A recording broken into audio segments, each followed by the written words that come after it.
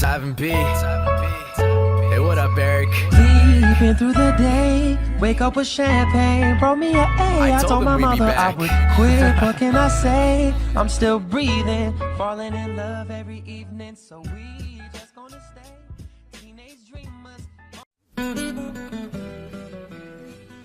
Encontramos no solo hechos acerca de los pensamientos que tenía Santander y Bolívar, sino también algunas construcciones que tuvieron los conservadores y los liberales, que en este caso, pues, después de que retomaron o hicieron una nueva república, fue que salieron estas dos ideas como conservadores y liberales. Para iniciar, empezaremos entonces con Bolívar. Bolívar era conservador y él tenía unas ideas muy arraigadas al catolicismo. También él decía que él lo veían como el cuerpo de lucha, y él quería siempre llegar a mandar por medio del poder. Siempre era por el poder armado o estas cosas. Esto iba mucho en contradicción con Santander, que ya mi compañero lo dirá. También él quería hacer una gran unión, él tenía una gran unión, y acá fue donde nació la Gran Colombia. Pero esto llevó en contradicción con Santander, que ya le dirá a mi compañero. Pues bueno, podemos mirar que Santander tenía unas ideas, unas ideas republicanas o liberales, en las cuales se regía más hacia los derechos o las leyes, y en esto se basaba él. Él quería ver la educación de una manera, bueno, Santander plantea la educación como si los gobernantes no estuvieran siempre a la cabeza, sino que sea transcurrida, por así decirlo, sistematizada, y que la educación sea para el pueblo y en beneficio de este como tal. ¿Ya? Pues bueno, yo voy a hablar de las ideas de Santander. Santander tenía más ideas republicanas, él quería hacer una república de Colombia. Él se iba más hacia las ideas liberales, pero se regía hacia los derechos y las leyes que habían. También podemos ver que Santander tenía una idea de educación en la cual el rey no era el que monopolizara todo esto, sino que se educara hacia el beneficio del pueblo y no para servirle al rey. Por eso él estaba muy en contra de los virreyes y reyes que habían en la época, y él así intentaba molestarlos de manera en la cual, bueno, de la manera en las leyes, para que ellos no pudieran seguir con su mandato.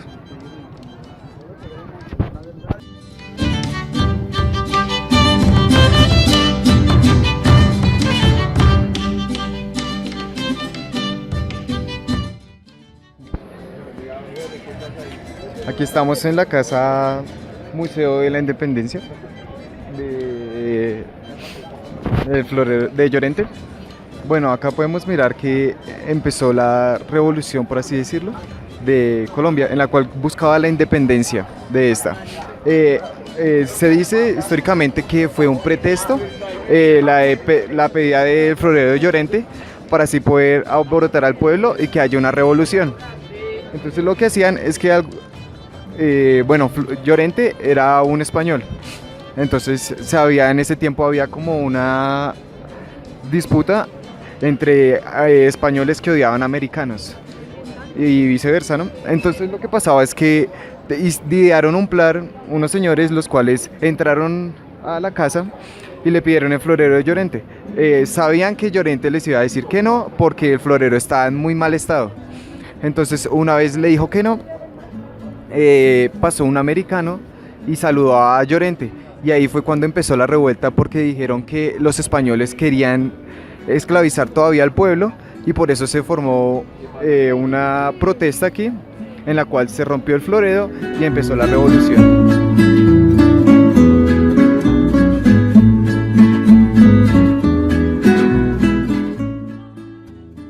Casa de la Moneda. La Casa de la Moneda fue fundada por el ingeniero militar Alonso Turrillo de Yebra, quien llegó en 1621 con ordenanzas reales que lo acreditan para crear la primera Casa de la Moneda en el nuevo Reino de Granada, y para ello alquiló una casa baja en el barrio de la Candelaria de la actual Bogotá para iniciar las labores de máquinas de oro de América conocidas como doblones.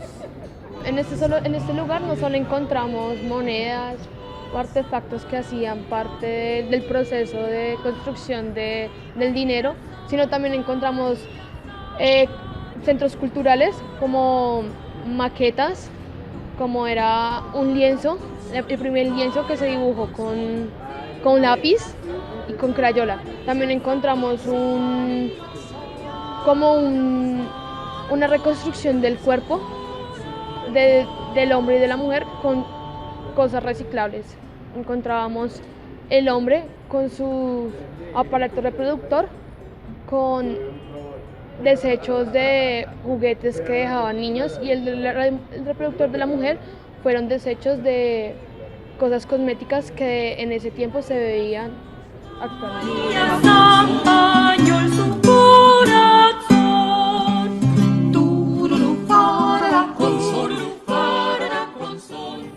Dicen que era el centro de la ciudad. Entonces vamos a empezar.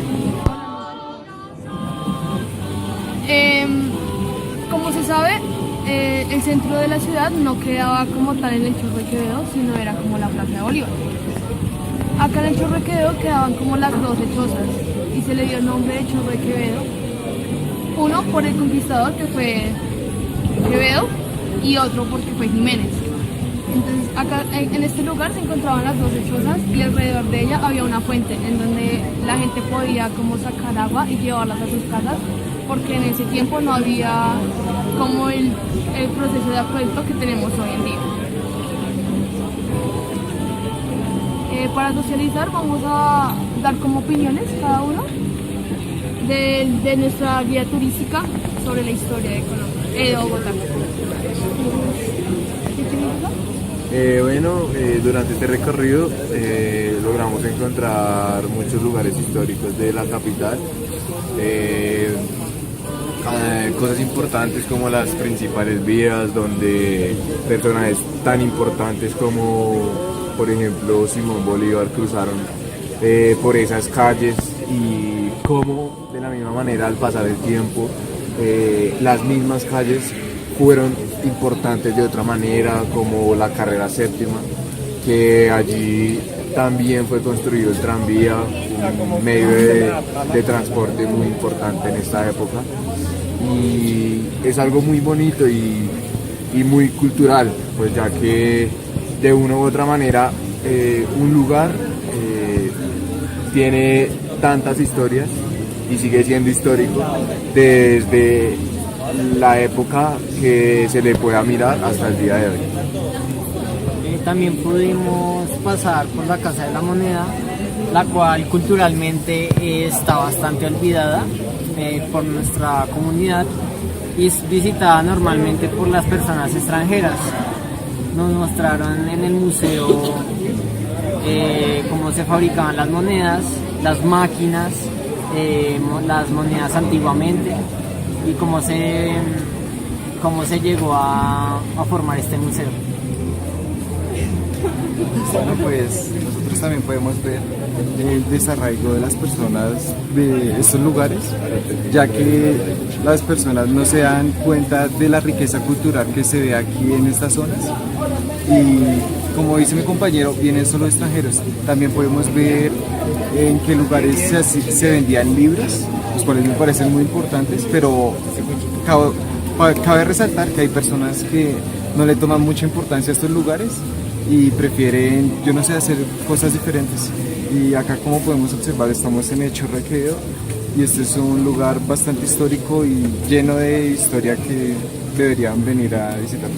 Ya para finalizar, me gustaría hacer como un llamado para que todas las personas vengan a visitar estos lugares, se culturicen un poco más, se familiaricen un poco más con la historia de donde vivimos.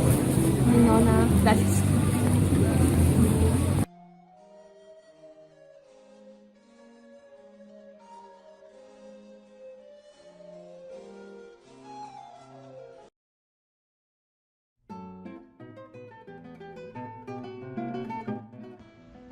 El nombre de Honda Tolima se da ya que en el año 1539, cuando Nicolás de Federman, Gonzalo Jiménez de Quesada y Sebastián de Belalcázar bajaban del alto del río Grande de la Magdalena, encuentran un asentamiento indígena a su margen izquierda, donde vivían los Ondaimas. De allí es su nombre.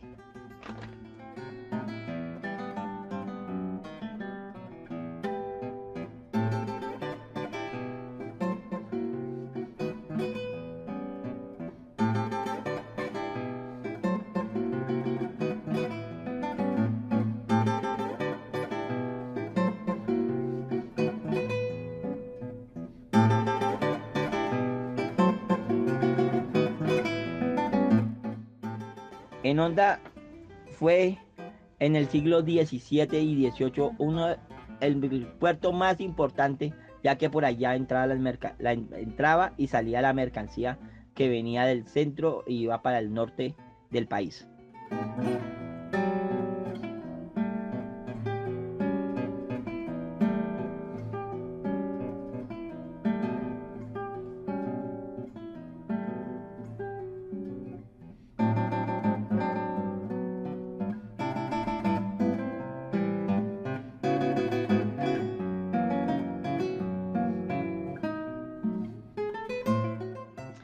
Encontramos las calles de las Trampas. Las calles de las Trampas es una arquitectura andaluz donde encontramos o desembocan tres cuestas llamadas Mr. Owen, la cuesta San Francisco y la cuesta Larga. También encontramos que es una arquitectura en zigzag, por eso se llama la calle de las Trampas, porque era donde las tropas españolas cogían a los indios y los mataban y los esclavizaban, ya que de la zona norte al oriente no se ve por su forma en zigzag.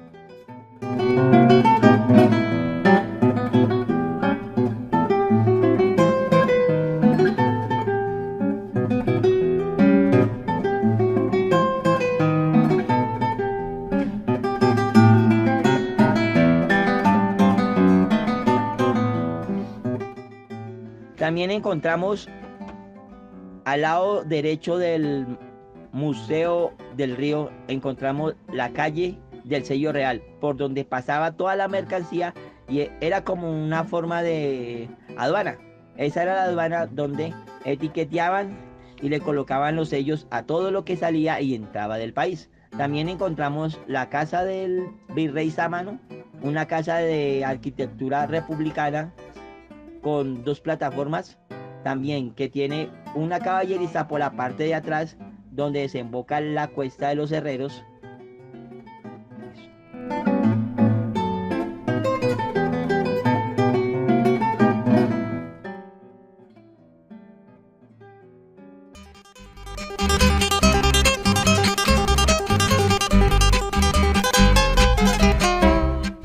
Estando en Sutatensa, lo primero que logré notar es que en sí el pueblo tenía cierto grado de abandono.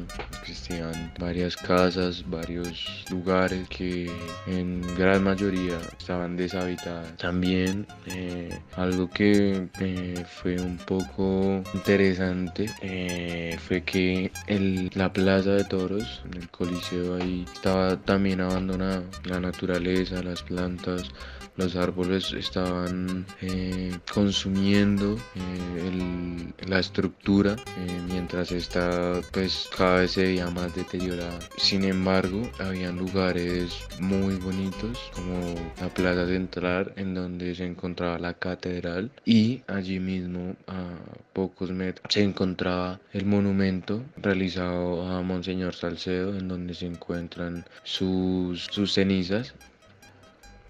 Allí es posible notar alrededor de las paredes del monumento lo importante que era para él el agricultor y los valores desde el agricultor y para el agricultor. También logramos evidenciar una estatua muy grande en donde se ven unos agricultores ganaderos, con sus animales, vacas que podrían hacer referencia a lo que eran ellos en ese entonces, ganaderos en busca de una educación. Dentro de la iglesia se pueden observar muchas estatuas referenciadas hacia la agricultura. Es posible evidenciar cómo la religión está siempre presente para los agricultores y los ganaderos de ese entonces.